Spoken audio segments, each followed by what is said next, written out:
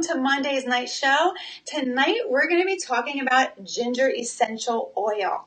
My name is Lori Faulkner. I'm part of Women's Health on the Go, where I offer video consultations for women to talk about their women's health issues, talk about what's going on with them, conventional options, and also holistic and natural approaches as well. So if you want more information, go on over to Women's Health on the Go. But welcome to the show tonight. For those of you who've for oldies but goodies, welcome back. I hope you had a great holiday and Happy New Year. And for the newcomers, welcome as well. As most of you know who watch my show all the time, I love engagement. I love when you say hello. I love when you give me questions. I might not get to them immediately because I have a way that I'm trying to keep track of what I'm doing, but there'll be times when I kind of stop and I'll answer your questions. So make sure if you have any, please pop them out on there. Or if you want to just say hello, yeah, absolutely say hello. Please, if you can, share this video. And also, if you want show reminders, just comment below, reminder. Type reminder for show reminders, and we'll make sure that you get reminded when we're going live. So tonight, again, what we're going to do is we're going to be talking about ginger essential oil. We're going to be talking, if you've seen my show before, I just talk about a little bit of basic information. I like to go on a little bit of a history of just about that herb. I'm going to talk a little bit of phytochemicals, not too much with this one tonight, but we're going to talk about safety concerns. We're going to talk about how it can emotionally help us, help with physical properties, and how we can use it and support and help us in our lives. And with every show, everyone knows that I have to do my medical disclaimer. I know, the boring part of the show.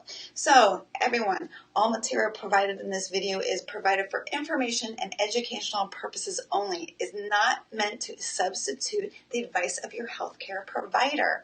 It is not meant to diagnose, treat, cure, prevent any kind of disease, and none of these statements made in this video have been evaluated by the FDA.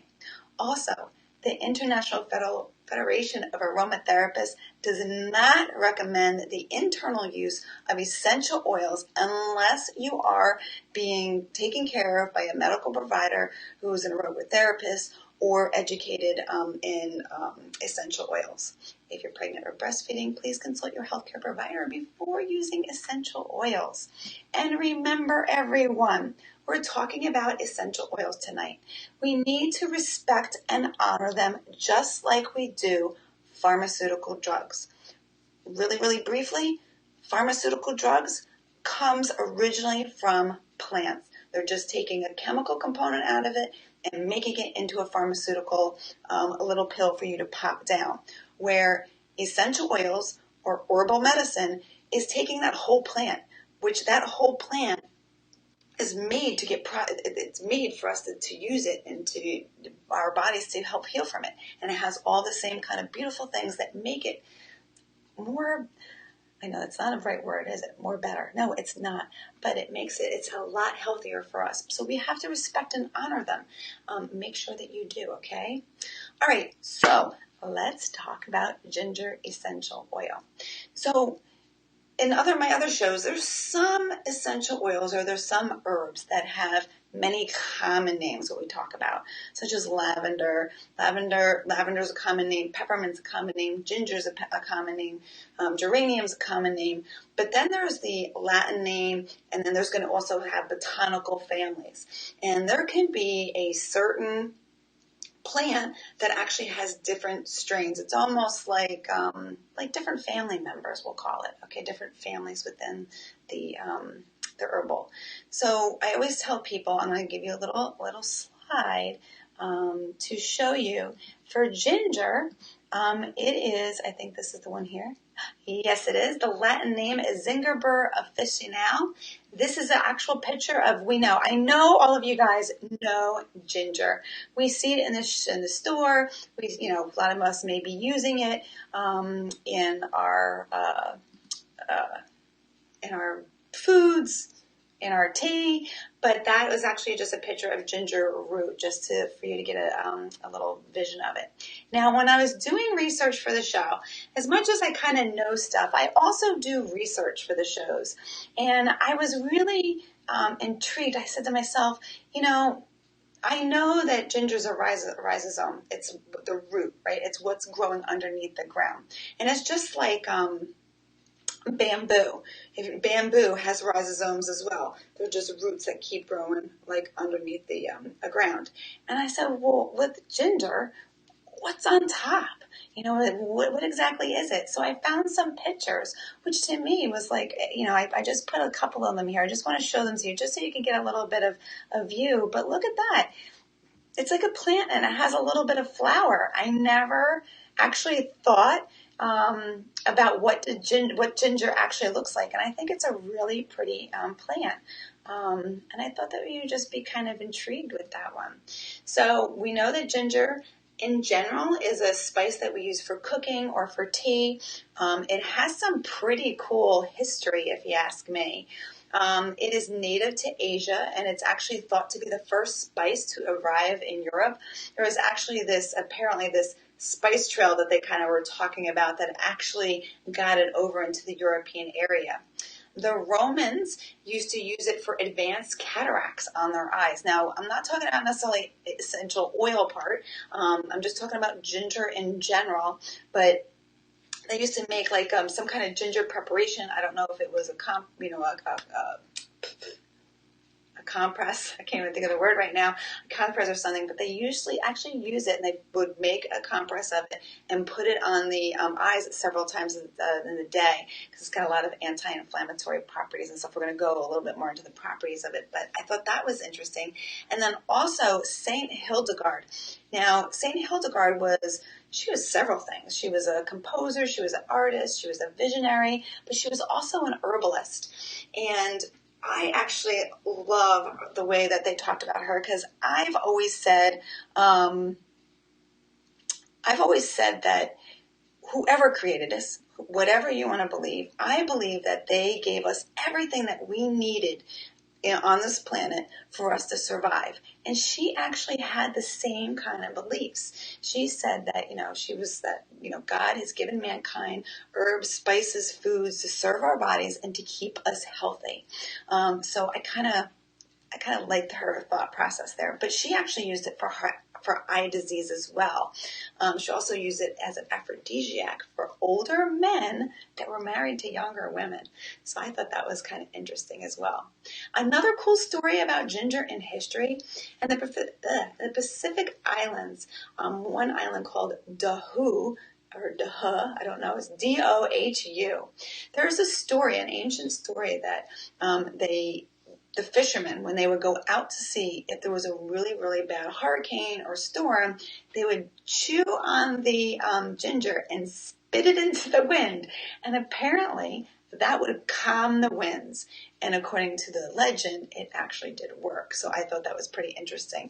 And I did read where some other cultures would also just spit on it and do certain things with it. And it's got a pretty cool history. And of course, we know that in India, China, and Japan, they use it a lot with their cooking and in their foods. So it's a really it's got good history. I like looking at the history, because when we look at all of these, these herbs and spices and stuff, they've been being used for years and years and years, and they did work. It's not that they didn't work. And even when you look at the research, even of essential oils, there's more research that's coming out. And if you do your research, you can find that they are doing research and showing the benefits of essential oils as well. So it's not just pharmaceuticals that they're actually doing research on. So as I mentioned before, they're part of the herb, part of the plant that they use is called the rhizosome, which is actually the root, and it only grows so much underground, and it doesn't grow this way, but it grows this way. And that's a little bit why, if you ever heard about bamboo, which has rhizosomes as well, bamboo is very invasive. It'll take over your whole yard if you let it. Now, I don't think ginger is along that kind of route, but along that route, did you get that?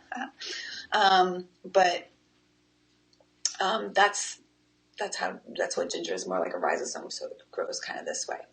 Now, when we talk about how is ginger essential oil processed, you can find them steam distilled, which is a very common way that they actually produce essential oils, but they also can come with what's called CO2 extract, which is actually this essential oil that I've been using.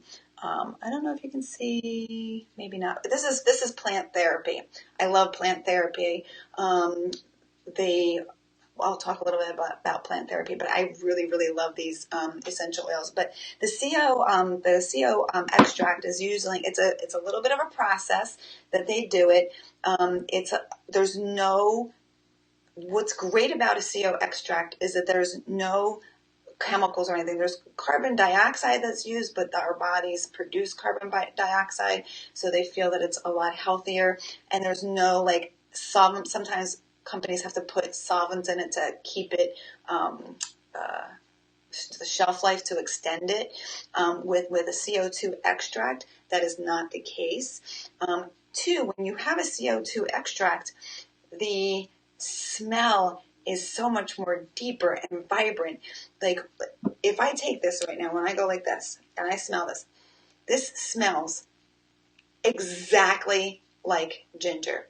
If you take, now I actually do have one from another company. This is called Eden's Garden. This is steam distilled. It smells a little bit like ginger. I mean, it is ginger essential oil, but when you do a CO2 extract, you're able to manipulate how much, when we're going to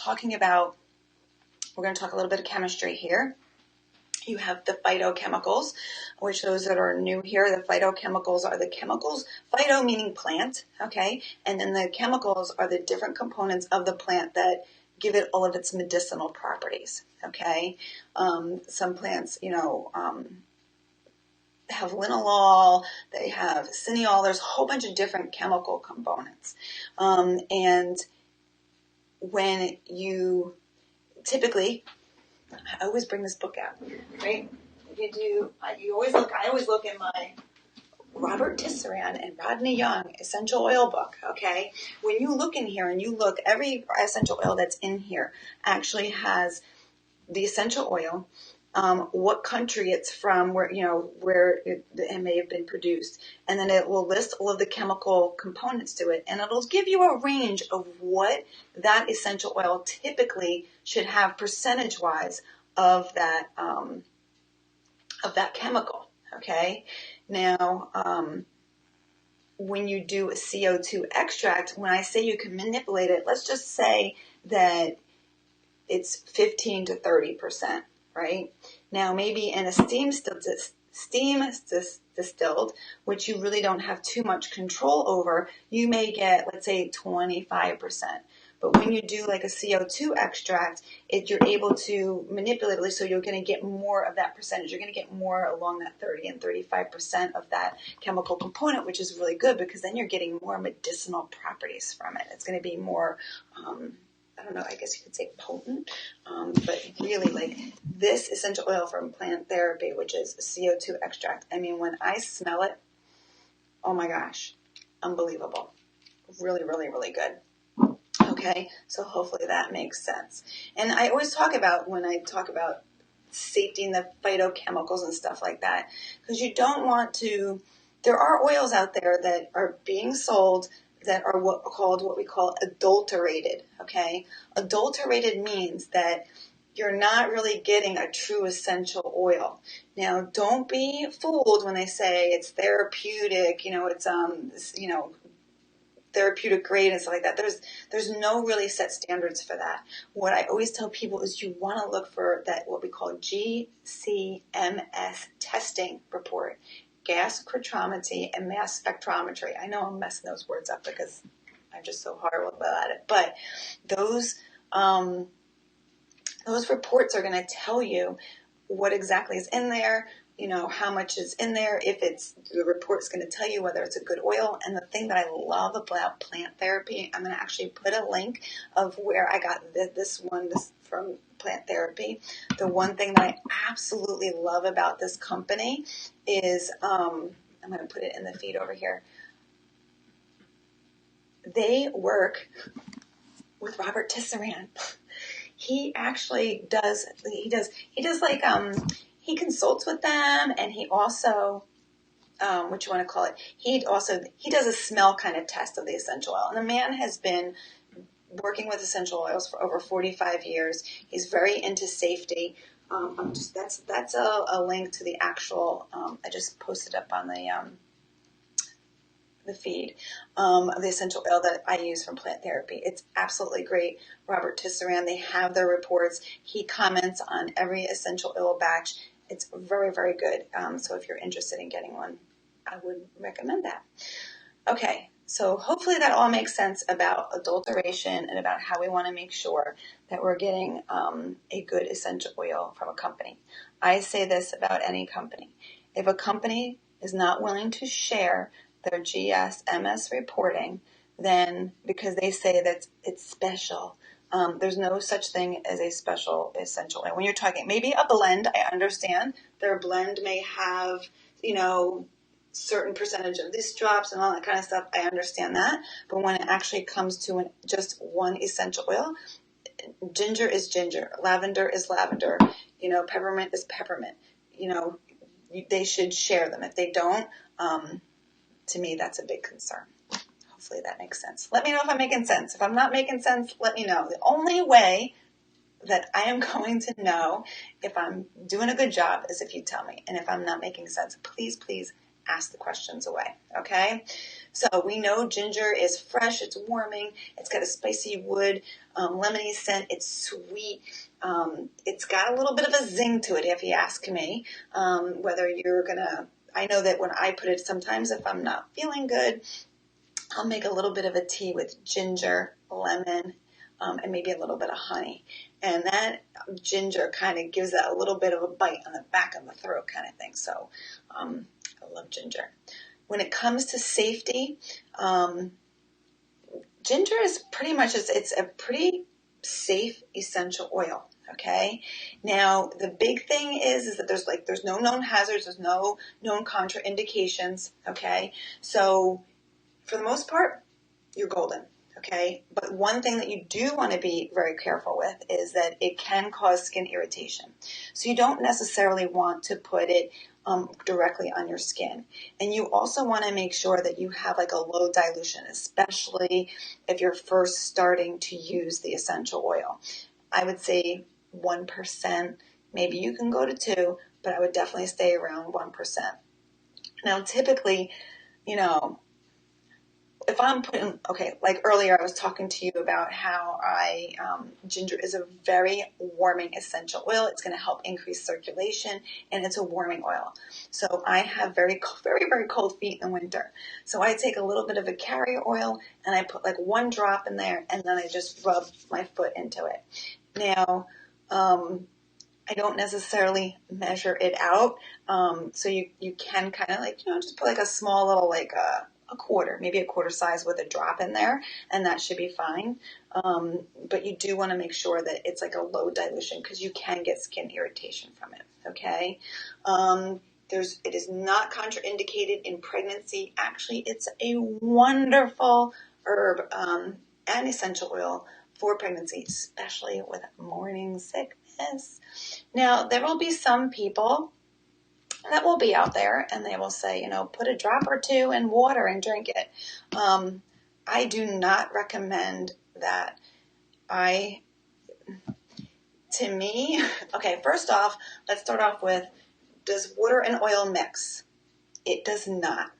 Can you take essential oils internally? Yes, you can. There are certain ones that you can. There's, ways that you can do it. Absolutely. But you have to do it appropriately, like putting it in either honey or putting it in a capsule with a carrier oil.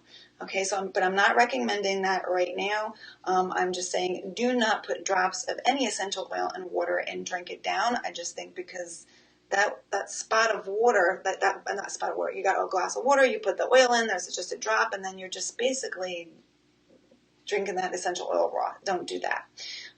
For me, if you're pregnant and you're having nausea, maybe put the essential oil carrier on your belly, rub it around your belly. It'll get absorbed in that way. And do ginger tea, ginger candies, ginger, I know there's ginger candies, there's ginger tea. Cook with ginger. If you want to, smell the ginger. Do this ginger essential oil, smell it, put it in a diffuser, or just, a little bit of carrier oil, remember, and just, breathe it in as well. So yeah, that's, don't drink it. Some people put out there, if you have nausea, just put a couple of drops in your water and drink it. I do not recommend that at all. Hopefully that makes sense. When it comes to children or infants, they don't, in the book, my big fat book, it doesn't necessarily, and usually if it's contraindicated with children or infants, it'll actually tell it in there. And it doesn't say anything. It doesn't say that it doesn't say that it's contraindicated. Whoops.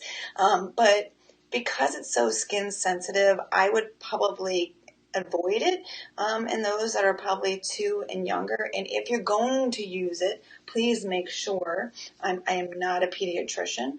I am a gynecologist. I know how to take care of mommies when they're pregnant. But if you are going to use that, just first off, make sure you talk to somebody if they're 2 or older, but then very low dilution. Remember, this is skin sensitive. When you're an adult, your skin is a lot different than when you're younger.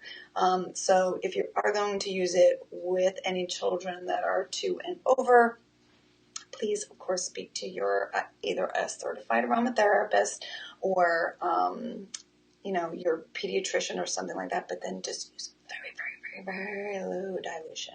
Okay, just hopefully that makes sense. There's no drug interaction. So if you're taking any medication, there's no drug interactions that have been noted. Again, just the sensitivity with the skin. Okay. Hopefully that's all making sense. I love hearing from you guys. Susie, it looks like you put an image, but I can't see the image. So I don't know what your image was there. Ginger snap biscuits, Fiona. I love ginger snap biscuits. Absolutely. I love it. Okay. Hopefully we're all still doing good. Perfect sense. Terry, thank you for saying perfect sense. Thank you. I'm always trying to make sure that I'm on a roll here, and I want to make sure that I'm giving you good information here. Okay, so let's just talk about, I definitely think that essential oils can give us has emotional properties to them as well. As you know, when we smell anything, sometimes it reminds us something. Sometimes it makes us feel good. Sometimes maybe a smell may make us feel sad if, a sad moment happened with, I don't know, lemons. I'm putting out there. Although lemons tend to be very zesty and very energetic and very uplifting. But our sense of smell is very sensitive, and it can really stimulate our emotions. So I definitely think that all of these essential oils, if you inhale, smell them up, they're going to create some kind of emotional reaction in our body. And when it comes to ginger it's very calming, it's very relaxing, it balances our emotions, it's going to help us with any kind of mental fatigue that we're going to be having, it's going to help revive us, it's going to create nice, clear thoughts for us. So I think those are the kind of good, it's just a good warming. It makes, to me, because it's so warming, it makes me just feel really good. I feel like it's almost like underneath a blanket. Like right now where I would like to be is under a blanket. It's really, really cold out there right now where we are in New York. It is so, so cold. It's almost so cold like the heat's on, but it's even still cold in the house kind of thing. So to me, ginger is just warming. It gives a great feeling of just, for me, feeling like I'm just snuggly, relaxed, and under a blanket. So that's the kind of emotional kind of properties I think that really helps us with. All right. So let's just talk about like some general health stuff that can, help with. Now, I talked a little bit about this already, but with nausea, and morning sickness for our pregnant girls. So for pregnant girls, what I would do is I would definitely take maybe 2 or 3, 1 or 2 drops, I would say, and do like your quarter size and do 1 or 2 drops, and then just rubbing on your belly clockwise. I always say that if we're going to rub our belly, no matter what maybe unless you got diarrhea and you want to stop it a little bit, but that it also depends on why we're doing that, because sometimes we have diarrhea because we have toxins in our bodies trying to eliminate those toxins. So you always want to go the route of your intestines because you want to keep promoting your intestines from working. So for me, that would be like up your right side of your body, over across the left, and down, and then coming back. So if you're going to do, and like I know that nausea and stuff is a little bit more up on our belly, but I always, no matter what on the belly, I always say go in that direction because you want to keep your whole intestines, you want to keep them moving, okay? So even if we're doing it just for nausea and stuff like that, do it that motion from right over, left, down, and just keep going. Okay, so that's great for women with morning sickness. Again, too, they have ginger tea. I tell my patients all the time, even if you get one little root, it's not very expensive. Grind it a little bit. You put a little bit in your water. You get some boiling water. You boil it over. You cover it. Whenever you're making teas or you're using any herbs and stuff like that, make sure when it's brewing, you cover your tea. The reason being is that if you have it open, all of those medicinal properties, that steam that's coming out, all the medicinal properties are leaving it. And you want to keep all that good stuff inside your tea. So what I would do is, even for your ginger, put a little cover over it and just let it steep for about 10 minutes and then just strain it. And if you want to add a little bit of honey just to take a little bit of the bite off of it, then definitely go for that. But even when you're pregnant and you're going to be feeling maybe nauseous throughout the day, then make yourself a big jar of it, and just sip on it throughout the day. You don't necessarily have to drink the tea right there. Or if you make the tea and you want it to be cool, because maybe for some reason you're pregnant and hot stuff is just not cutting it. To me, when you're pregnant, if you have nausea, morning sickness, whatever you got to do, you got to do. And if it's cold or whatever, just take that, make it cool, and just sip it throughout the day. It's also great for if you're post-surgery. If sometimes after people have surgery, they have a little bit nausea from the anesthesia, that's a great time to do that as well. Or any kind of stomach upset.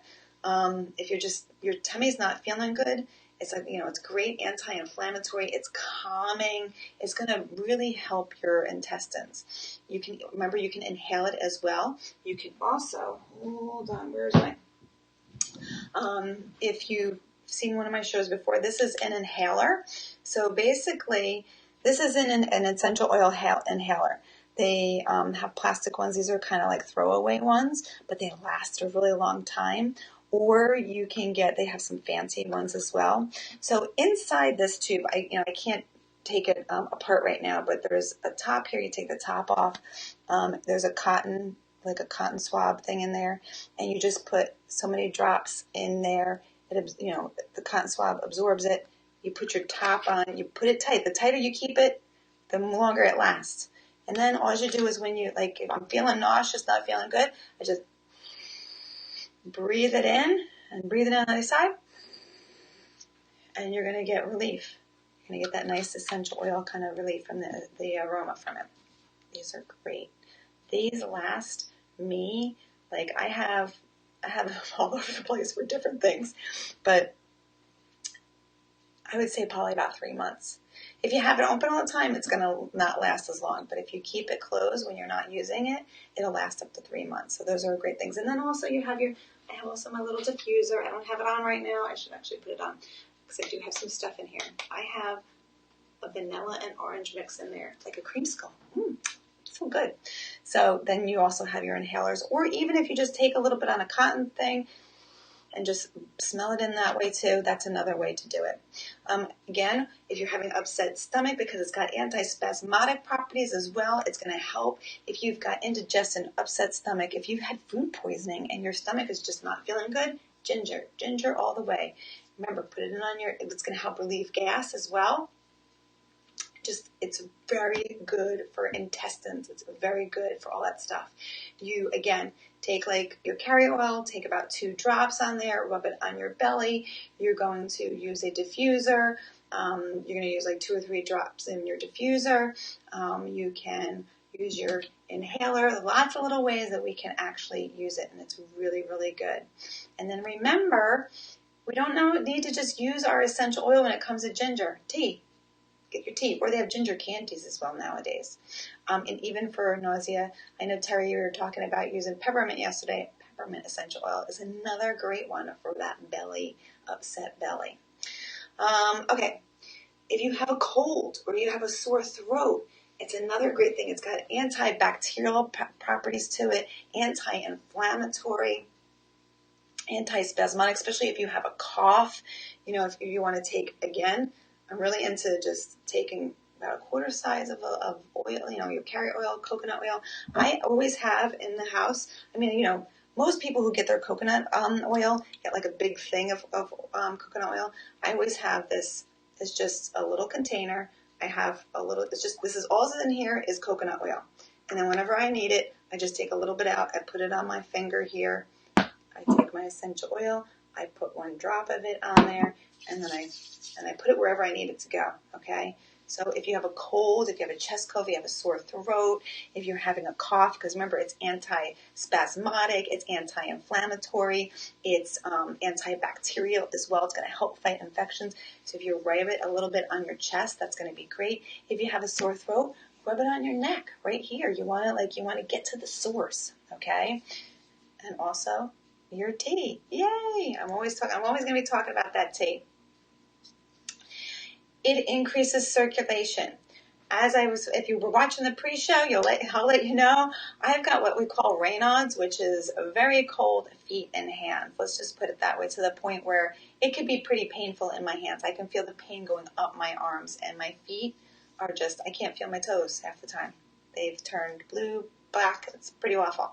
So what I do is I take a little bit of, is it okay to, I'm sorry, I just saw something. Terry, is it okay to add fractional coconut oil too? Absolutely, absolutely. Fractionated coconut oil, that's perfect as well. I just have boatloads of this, and I use it, but really, fractionated coconut oil is one of the greatest carrier oils to mix your stuff with. So absolutely do it.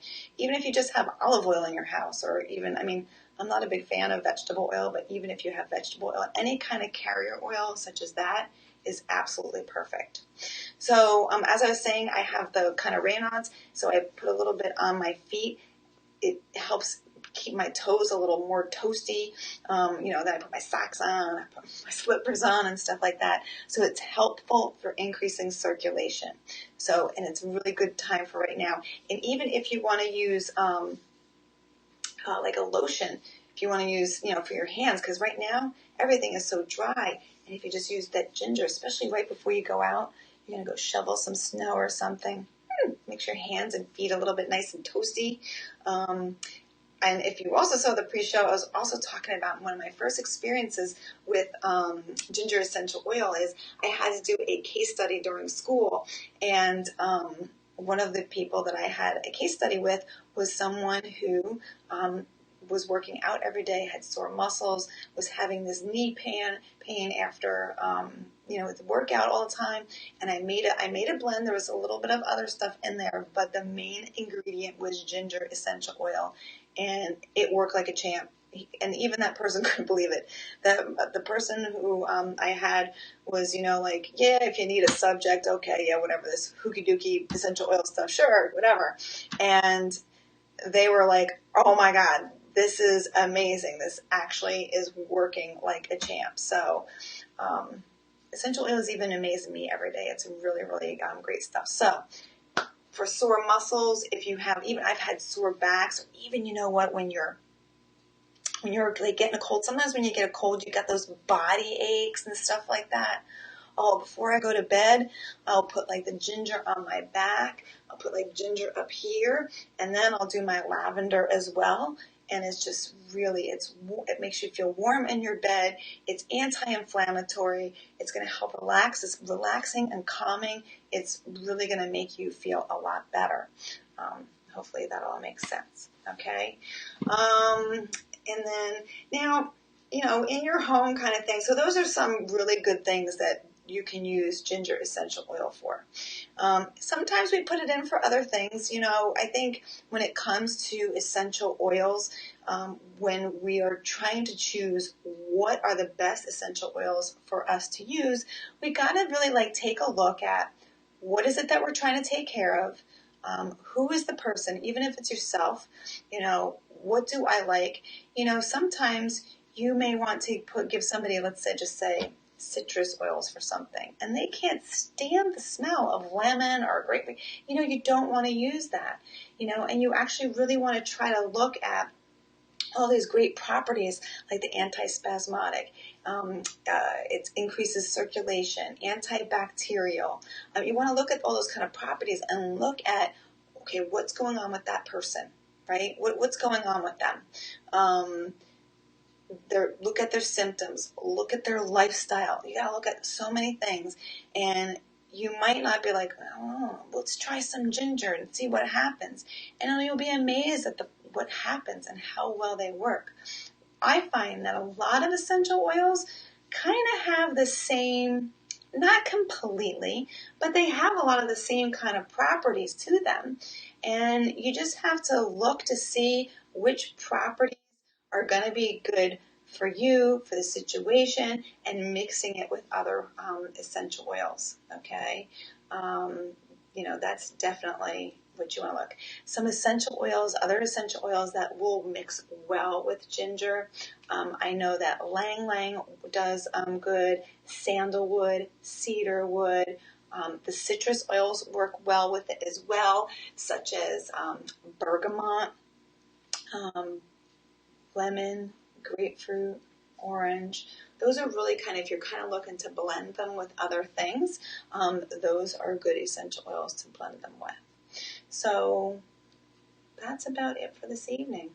I love talking about ginger essential oil. I think to me, it's one of my faves.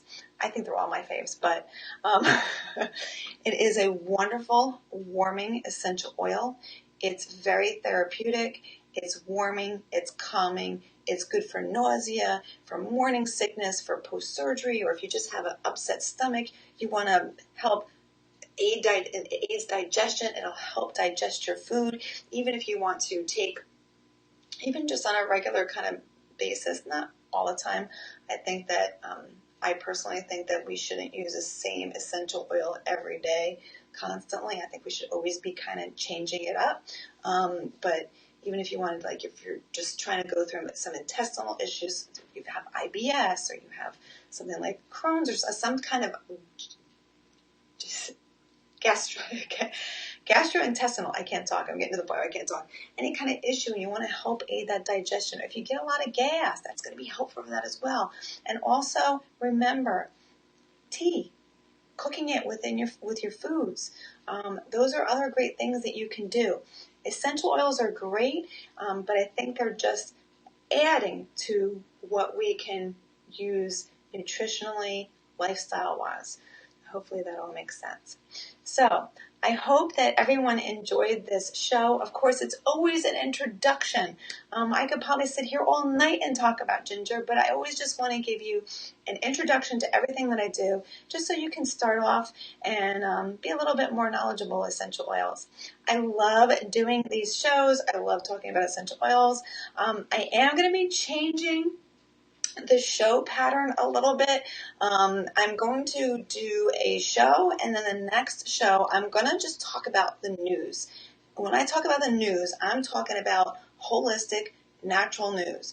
If there's been new research on essential oil, or if there's been new research on an herb, or if there's been new research about something, I'm going to start doing that every other week. I'm going to do that. So it's still going to be women's health related, maybe also to just kind of general health. But I want to really talk about, because there's so much that's going on in the news. There's so much research that's going on. And I think that it's really important that we know that this stuff is going on. All the stuff what I talk about on the show, I'm not making it up.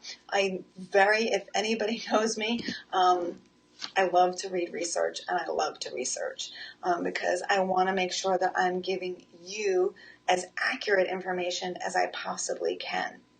So I think that there's all this stuff that's going on in the news in a healthy way that we really need to bring to the forefront as compared to all these pharmaceutical kind of commercials. So next week we're going to be diving into our first news broadcast.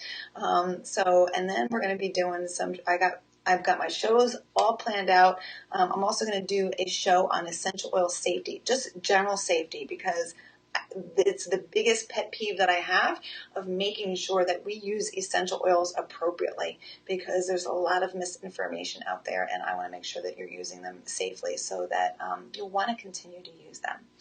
So thank you so much, everyone, for watching the show tonight. Thank you so much for everyone who's commenting. Thank you, Terry, Susie, Fiona, Nancy, Dave. Hey, Dave, it was great to see you here as well. It was great to see everybody. If you didn't say hi, I hope that you had a wonderful New Year's. Thank you so much for watching, and I will see you next week at 8 p.m. We're going to be talking about research in the news, essential oils, herbs, all this kind of fun stuff, so that you can make better informed decisions about your health. Thank you, everyone. Have a great night, and I will see you next week. Bye-bye.